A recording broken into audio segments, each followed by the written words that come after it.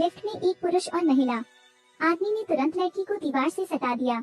जब कोई महिला गुस्से में होती है तो वह बेहद डरावनी होती है। वह आदमी दर्द से लगभग बेहोश हो गया। लड़की के जाने के बाद लिफ्ट खराब हो गई, इसलिए उसे अंदर बंद कर दिया गया। उसने मदद के लिए पुकारा। दूसरे पक्ष ने बताया कि कोई इसे ठीक करने आया है, लेकिन क्लाउडियो ने दूसरी तरफ से मरम्मत करने वाले को बुलाया और चीख पुकार मच गई। उसके बाद बिना किसी हलचल के उसने अपने बाहरी कपड़े उतार दिए और अपनी आस्तीनें ऊपर कर ली। उसने लिफ्ट का दरवाजा खोलने की कोशिश की, लेकिन इससे केवल एक छोटा सा गैप खुला। फिर भले ही उसने इसे दूर धकेलने की कोशिश की, लेकिन यह काम नहीं किया। वह बाहर मदद के लिए चिल्लाया, लेकिन कार्यालय जो पहले से ही हलचल भरा था अब खाली था। उनका हौसला धीरे धीरे टूट गया। इसी समय अचानक बाहर से रोने की आवाज आई। हर कोई पागल हो रहा है। महिला जमीन पर गिर पड़ी। उसका चेहरा डर से भरा हुआ था। लिफ्ट के अंदर जाना चाहता था, लेकिन किसी चीज ने उसे पीछे खींच लिया। क्लाउडियो ने उसका हाथ पकड़ने की कोशिश की, लेकिन पकड़ नहीं सका। आखिर में बाहर क्या हुआ उसे जांचने की हिम्मत जुटाई। 2 लाशें दिखाई देने के एक सेकंड बाद वह डर के मारे जमीन पर गिर पड़ा। सौभाग्य से दरवाजे का स्लॉट बहुत छोटा है, लाशें अंदर नहीं जा सकती। ठीक उसके बाद एक आवाज ने ज़ॉम्बीज़ का ध्यान खींचा। वे लड़खड़ाते हुए वहां पहुंच गए। क्लाउडियो मौत से डरा हुआ है। वह बचाव दल को फोन करके उसे बचाने के लिए बुलाता रहा, लेकिन वहां कोई हलचल नहीं थी। इसी समय सचिव ने उन्हें बुलाया। जैसे ही उसने फोन ऑन किया, एक ज़ॉम्बी ने उसकी गर्दन पकड़ ली। यह अभी अभी लड़की थी। क्लाउडियो उससे छुटकारा पाने की कोशिश करता है। उसने लोहे की रेलिंग हटा दी और ज़ॉम्बी से टकरा गया। 1 हिट, 2 हिट, 3 हिट। अंततः ज़ॉम्बी ढह गया। उसके सामने का दृश्य देखकर क्लाउडियो बेहद डर गया। उसने लाश को नजरों से दूर करने के लिए रेलिंग का इस्तेमाल किया। बाहर से आवाज आई कि सिल्विया भाग्यशाली है कि वह जीवित है। क्लाउडियो ने लिफ्ट का दरवाजा खोलने के लिए उसे जोर लगाने के लिए चिल्लाया, लेकिन दरवाजा अटका हुआ लग रहा था। सिल्विया निश्चल थी। दुर्भाग्य से लोहे की पट्टी जमीन पर गिर गई, जिससे ज़ॉम्बी भड़क गए। सिल्विया लिफ्ट में चढ़ने की कोशिश करती है, लेकिन अंतर वास्तव में बहुत छोटा था, इसलिए वह चली गई। सिल्विया के वापस आने का इंतजार करते हुए उसके हाथ में बहुत सारे गोल्फ क्लब थे। आसानी से ज़ॉम्बी से निपट सकते हैं। आपदा से बचे 2 लोग अनायास ही हंसने लगे। परिणाम इतना सुखद है कि दुखी भी नहीं। सिल्विया को आसपास मौजूद लाशों ने जिंदा खा लिया। शांति से क्लाउडियो ने अपनी पत्नी को फोन किया। फोन में पत्नी की चीख निकली। उसकी पत्नी को भी एक ज़ॉम्बी ने काट लिया था। क्लाउडियो ने उसे लिफ्ट में अकेला छोड़ दिया। एक क्षण बाद एक सहकर्मी चुपचाप आ गया। उसने लिफ्ट के अंदर चढ़ने की कोशिश की। क्लाउडियो सलाह देता है कि वह अंदर जाने के लिए बहुत मोटा है।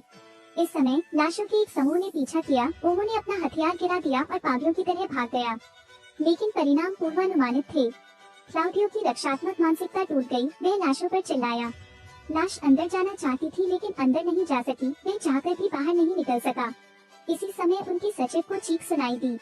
पहले और बाद में ज़ॉम्बीज़ ने उसका पीछा किया था।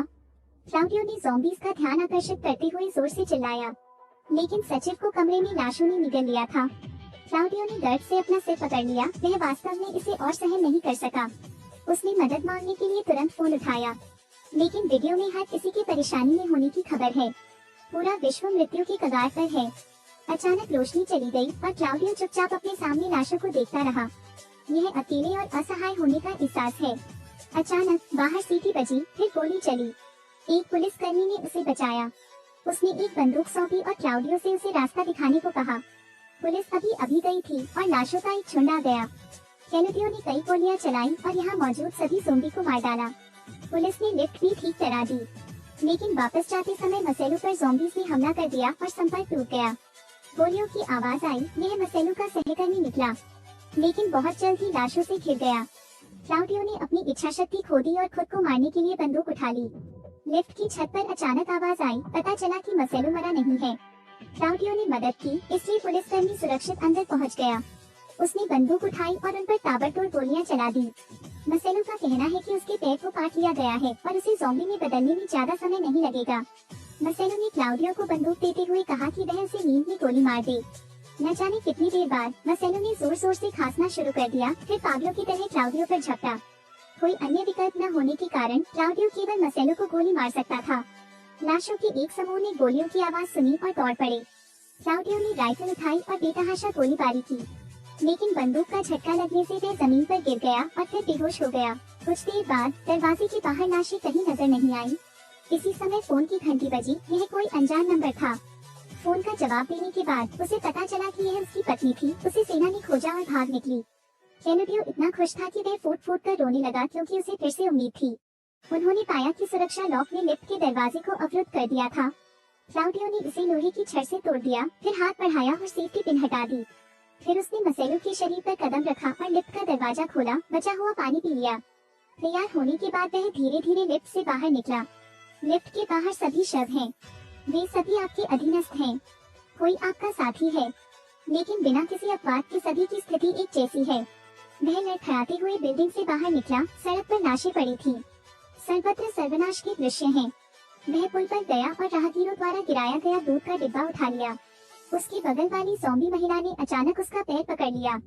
क्लाउडियो डर गया और पीछे हट गया। खतरे के क्षण में ज़ॉम्बी को एक ही गोली से मार दिया जाता है। जैसे ही सेना ने क्लाउडियो की खोज की, यह पता चला कि वे पहले से ही ऊपर खड़े थे। क्लाउडियो ने तत्काल मदद के लिए फोन किया। शायद लंबे समय बाद दुनिया इस पहले के समृद्ध परिदृश्य में लौट सकती है।